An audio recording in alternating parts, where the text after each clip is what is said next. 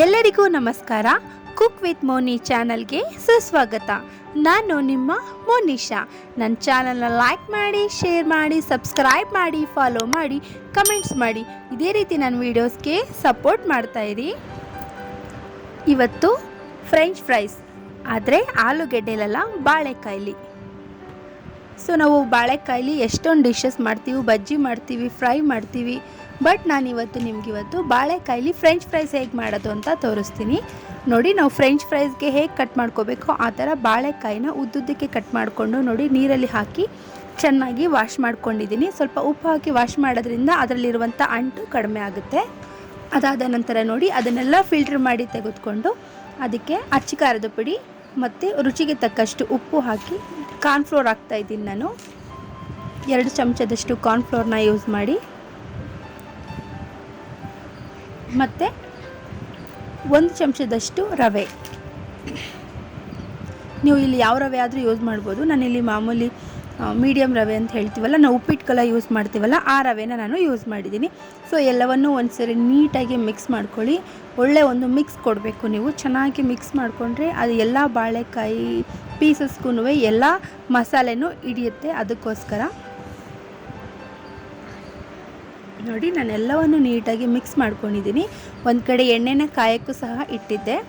Shallow fry ಮಾಡಬೇಕು, ಅದಕ್ಕೆ ಅಷ್ಟೇ ಎಣ್ಣೆ ಹಾಕ್ಕೊಂಡಿದ್ದೀನಿ. ಎಣ್ಣೆ ಕಾದ ನಂತರ ಎಲ್ಲ ಬಾಳೆಕಾಯಿ ಪೀಸಸ್ನ ನಾನು ಹಾಕೋತಾ ಇದ್ದೀನಿ. ಇವಾಗ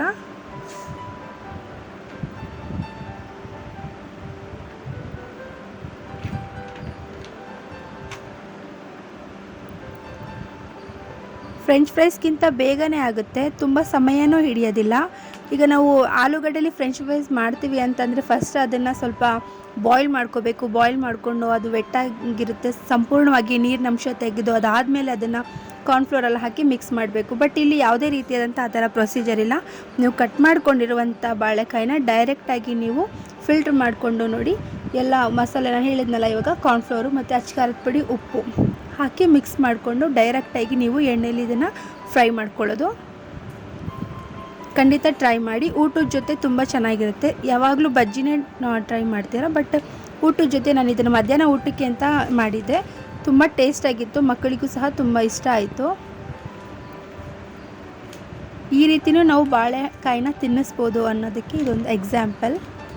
ನೋಡಿ, ಇವಾಗ 2 ಕಡೆನೂ ಬಾಯ್ಲ್ಡ್ ಆಗಿದೆ. ನಾನು ಇವಾಗ ತೆಗೆದಿಟ್ಕೊಂಡಿದ್ದೀನಿ. ಬಾಳೆಕಾಯಿ ತುಂಬ ಸಮಯ ಹಿಡಿಯೋದಿಲ್ಲ, ನಿಮಗೆ ಗೊತ್ತಾಯ್ತು. ಇವಾಗ ನಾನು ಸರಿ ಕಟ್ ಮಾಡಿ ತೋರಿಸಿದ್ದೀನಲ್ಲ, ಹಾಗಾಗಿದ್ರೆ ಬಾಳೆಕಾಯಿ ಬೇಯಿಸಿದೆ ಅಂತ ಅರ್ಥ. ನೋಡಿ, ಬಾಳೆಕಾಯಿ ಫ್ರೆಂಚ್ ಫ್ರೈಸ್ ರೆಡಿ ಇದೆ. ನೀವು ಸಹ ಮನೇಲಿ ಟ್ರೈ ಮಾಡಿ ಹೇಗಿತ್ತು ಅಂತ ಕಮೆಂಟ್ ಮಾಡೋದನ್ನು ಮಾತ್ರ ಮರಿಬೇಡಿ. ನನ್ನ ಚಾನಲ್ನ ಲೈಕ್ ಮಾಡಿ, ಶೇರ್ ಮಾಡಿ, ಸಬ್ಸ್ಕ್ರೈಬ್ ಮಾಡಿ, ಫಾಲೋ ಮಾಡಿ, ಕಮೆಂಟ್ಸ್ ಮಾಡಿ. ಇದೇ ರೀತಿ ನನ್ನ ವೀಡಿಯೋಸ್ಗೆ ಸಪೋರ್ಟ್ ಮಾಡ್ತಾಯಿರಿ. ನಾನು ನಿಮ್ಮ ಮನೆಯ ಹುಡುಗಿ ಮೋನಿಶಾ. ನಮಸ್ಕಾರ.